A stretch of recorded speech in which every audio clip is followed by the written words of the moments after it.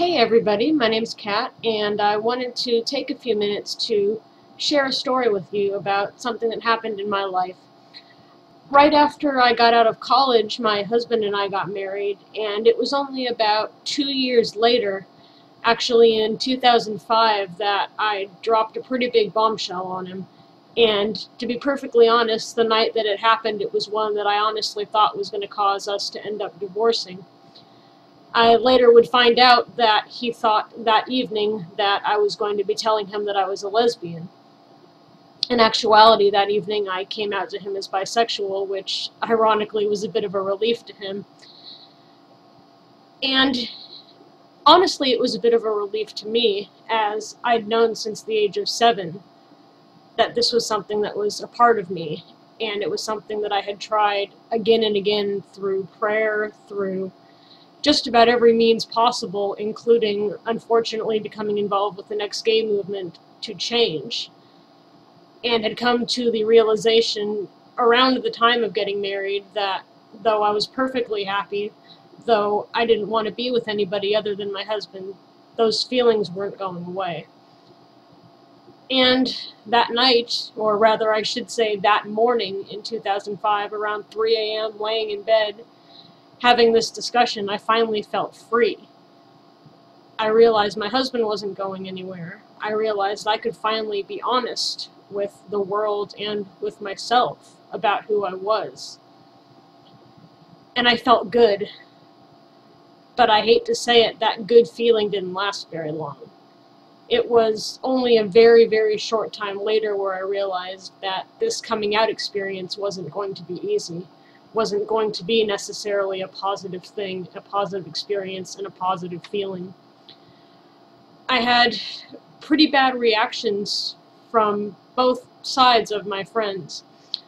There were individuals that were friends of mine who were straight, who freaked out and said, well, if you're bisexual, that means you're promiscuous, that means you're a sex addict, that means you're having sex with all of these different people, and how can you possibly suddenly be doing this because you're a Christian and you're a pastor, and what happened? They didn't understand. I was the same person I'd always been. I was just every bit as happy being with my husband and my husband alone as I'd always been, and nothing had changed other than the fact that I was being honest. Then, ironically, I had friends that were GLBT who were telling me, well, you're just trying to be hip, you're just trying to be cool, you're just trying to act like you're one of us by saying that you're bisexual, but evidently you're not, because look, you're married to a guy. And even if you are, well, you took the coward's way out by marrying a guy. So I really honestly couldn't win at that point.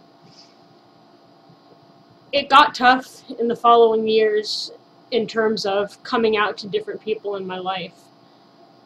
In hindsight, part of me wishes at times that there wasn't such a strong drive in me to let as many people know as I did. As several people will point out, it's not like it was necessarily any of their business, but by the same token, it wasn't anything I was ashamed of. It was an awesome pivotal moment in my life to finally be able to admit it. And it was something that I felt like I should be able to share with the people that were closest to me, with the people that I had felt had supported me in my life.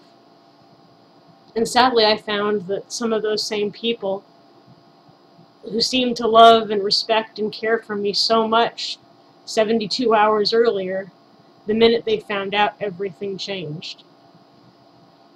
And it was tough. It was one of the toughest times in my life, not really knowing who to trust anymore, not knowing who it was safe to talk to anymore, not knowing who felt what about me anymore. Roughly a year after I came out to my husband, I started working on a book, which essentially talked about my experiences with my sexuality from the age of 7 all the way up through shortly after coming out, and what the journey was like. And to me, this was a really big moment. This was a time where I was finally saying, okay, this isn't just between me, my friends, and my husband anymore. This is something people are going to know about. I had this deep feeling that what I was about to do would be important, would be something that would actually have an impact. And sadly, I sat on that book for about a year before even doing anything with it, before I finally got the nerve to publish it. And I can remember the week after it was finally published, sitting here having these thoughts of, well, what if so-and-so reads it? What if this person from my past that doesn't have the wildest clue about any of these things read it? What if certain individuals that I mentioned in my book, although I gave aliases to, find out somehow that it's them I'm talking about? That'd be a little bit embarrassing since, to be perfectly honest, I mentioned individuals that I had crushes on way back when. I finally realized that some of these things may happen, some of these people may read the book, but I was just going to have to let what happened happen. And I'm really glad that I did.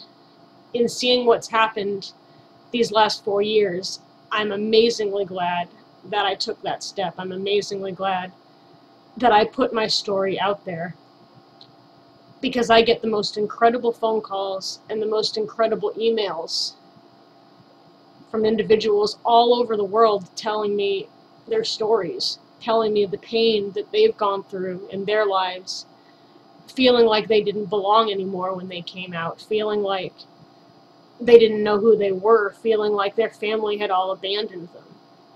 And how reading that somebody else had those experiences, somebody else has been there and got through it, was actually something that helped them, was actually something that inspired them, and in some cases, in some of the best cases, was actually something that made them decide to keep living. That's my main goal in sharing my story with anybody, is to give people hope. That no matter how it seems at the time, no matter how scary it is, no matter the predicament that you find yourself in, there is always hope, and things are always going to get better. Can I say that the experiences are always going to be fun? Absolutely not. Can I say that you're not going to lose people that you felt close to, maybe sometimes even family members that you felt close to, because they're not going to understand? I can't say that. But when it comes to somebody that you had felt close to deciding that they don't want to be around you anymore, for something as trivial as your sexual orientation, you got to sit back and ask yourself, is that somebody that was really that close to me to begin with? Is that somebody that I really want to spend a lot of time being around if this is what our relationship is to them? Surround yourself with positive people. The pain, the struggles, the difficult times that you go through aren't going to always feel like they're the best things in the world. They're not always going to feel like they've got a silver lining to them. But the fact of the matter is, they're going to make you stronger if you let them. The fact of the matter is, they're going to give you the courage to get through more experiences. And I guarantee you that every single one of you out there, through the experiences that you go through, if you open yourself up to it and if you allow it, you're going to be able to be used to help somebody else. So with the experiences that you've gone through, with the experiences you're going through right now, use those. Give somebody else hope. And I hope finding out that somebody understands, somebody else has been there, helps to give you hope as well.